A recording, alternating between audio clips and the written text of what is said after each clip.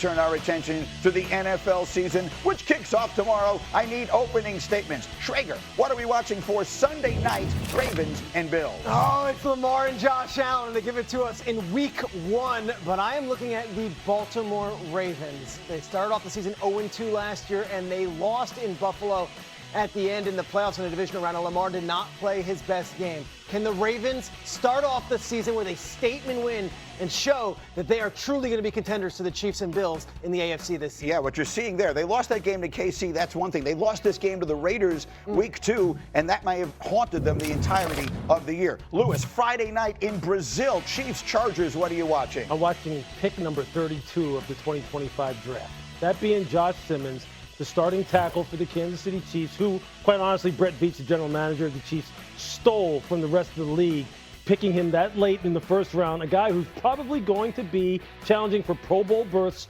this year, early in his career. He's got every tool imaginable. They are totally satisfied with the way he has looked in the preseason. They are ready to get it started and let him protect Patrick Mahomes' blindside. Obrigado, which is thank you in Portuguese. Dominique, Cowboys, Eagles, tomorrow night. What are you watching for? Yeah, I'm looking at the Eagles offense specifically. Last time they went to the Super Bowl and replaced their coordinators, their offense struggled early on, particularly with how to address the blitz. So I'm assuming with the Super Bowl championship under their belt and some more experience for their quarterback, they'll be comfortable, but adjusting to a new play caller and a little bit change in the play design, I think is something to watch for. I think they'll be fine, though. All right, it's an interesting dynamic. Whenever a team wins a championship, they have a variety of options on how they choose to approach the following season. I want you to hear from both Nick Sirianni and A.J. Brown on how they're not looking in the rearview mirror anymore. How do you feel about the fact that even though it is banner night for you guys, the fans will still have the standard of performing and winning at a high level? Yeah, I didn't know it was banner night. We won't be out for that. You know, I think from the outside, I think the city and everybody has been talking about it, but you know, this building has been locked in. You know, we put that to bed long ago, and like I said, we just ready to go. You know, that's over with. So that's the way they've chosen to go about it. And Lewis, you have 2 reasons why you think it might just be the right approach. Yeah, look, because head coaches constantly are worried about 2 things in the NFL, and they're worried about it in particular at the start of a season. 1, having your season derailed by injuries.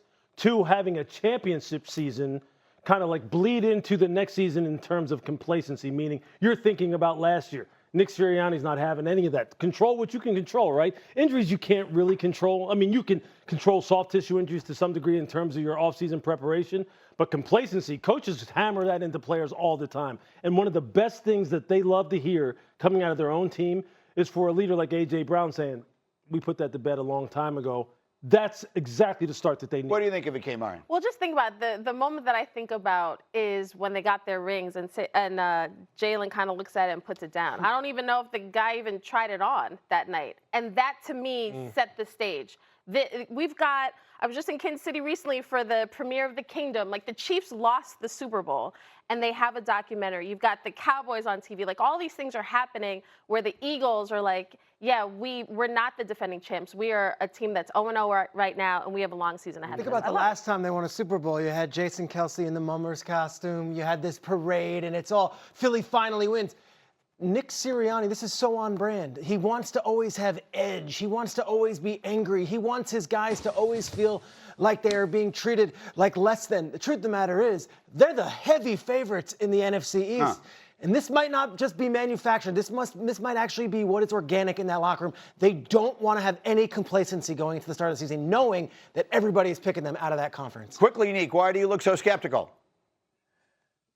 I mean, I think it's authentic to them, which is great, and I think it's one way to approach it. But also, there's nothing wrong with being happy. You accomplished something pretty impressive. You can celebrate. Congratulations, you're Super Bowl champs. Like, there are teams that approach the season like, let's run it back. We have something to prove. There are other ways to motivate yourself to avoid the complacency other than being mad, but I think this works perfectly, honestly, for this Eagles franchise in Philadelphia itself. Fair enough.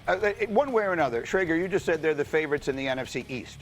I think I would remove the East from that. They're the favorites. I mean, period, end of sentence. And if you don't believe me, listen to someone who knows a little something about winning championships. Here's Cowboys legend, our very own Troy Aikman, on the Eagles. As someone who has won some Super Bowls, I do think, until proven otherwise, they're the team to beat. There's not much not to like about the Eagles. I do feel that they're the best in the NFC right now. As someone who's won a I love it. I love it. He wouldn't look at the camera when he said it. Yeah.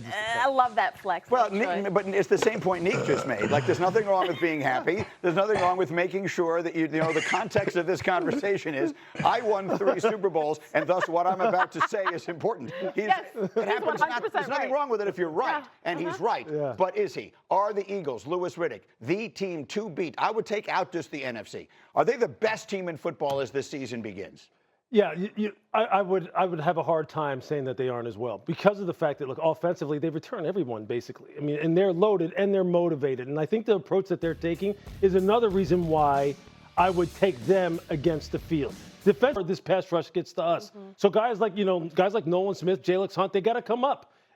But they have a history of coming up with guys who continually step in. So, yeah, I would still give them the title until proven otherwise. This might ruffle feathers in AFC cities, but I would say the better quarterbacks are in the AFC, but the better head coaches are in the NFC. And the guys that are game planning all offseason are going to be McVay and Shanahan and LaFleur. And then you go down the list of Dan Quinn and Dan Campbell. You have a really good list of head coaches that now have an entire season's worth of Eagles game film. I wouldn't just hand it over. I know Andy Reid and Sean Payton are going to make AFC West is going to be. I get that. I understand. Off. I think the quarterbacks are in the AFC this year, and I think the head coaches are in the NFC. And I wouldn't just hand it to the Eagles based on the coaches that they've got to go against in that conference. That's a major declaration right there. That's a take. Well, what you just did is a you take. literally just created 6 other conversations for us to have That is this a morning. take. Rip up the C block, but one way or another. Let's circle back to what he's saying, because the Eagles, they are going to get everybody's best shot. There are a lot of really good teams in there, and if there is any weakness there, I completely lost my track of thought. They have lost some pieces on defense as well. Yeah, the offensive coordinator and pieces on defense. Yeah, all the questions that Louis laid out are fair. My counter would be every team in the NFC, AFC for that matter, has some question, whether it be a quarterback, at head coach, or roster configuration. The Eagles are the defending Super Bowl champion. They return almost everybody. There is no reason that they shouldn't be the team that you pick. I think everybody might be picking the Eagles, but the way people talk about Jalen Hurts, it's like, I know he's a Super Bowl MVP, but I don't know. I don't know if he's a top 10, top 5. I think that's sort of one of the reasons why that man wasn't even looking at that ring. He's like, okay, I did this, but he's still being disrespected. So I think this whole team is the best, but they still feel internally that people are not giving them their. If there's any, I'm not any part of the Jalen Hurts disrespect or question mark, but if there is any, it would be because they just voted Saquon Barkley the number 1 player in the entire NFL. And so I would then ask you, Dominique Foxworth, meaning he's got that on his side. Let's not get sidetracked again. Neek, will they need another season like that from Barkley? Barkley just had a season for the ages, one of the 2 or 3 greatest running back seasons in the history of the NFL. Does he have to be that again for this team to repeat? No, he had almost 350 carries last year. You can't expect him to continue to carry that load. And I don't think that teams are going to enter these games anticipating that Saquon Barkley's not going to be a big factor. So I think teams will approach it. To Schrager's point, there will be game plan decisions made. And the talent differential between the Eagles and other teams is there, but it's still the NFL. These guys are still really good. I think there are scheme adjustments that they can make to put more pressure on the passing game. But the problem there is they got 2 of the best tackles in the league, 2 of the best receivers in the league, and a Super Bowl MVP at quarterback. That's why we still see them as the favorite. Like, this team, no matter what you do, they can find a matchup that they can exploit. The question is, are you going to be able to make those plays? Because they're more talented than just about everyone, and they have the experience of going to and winning a Super Bowl. Now, that first victim, if they're going to be that way, will be tomorrow night. They open against the Cowboys. Speaking of whom, it was all about the numbers game.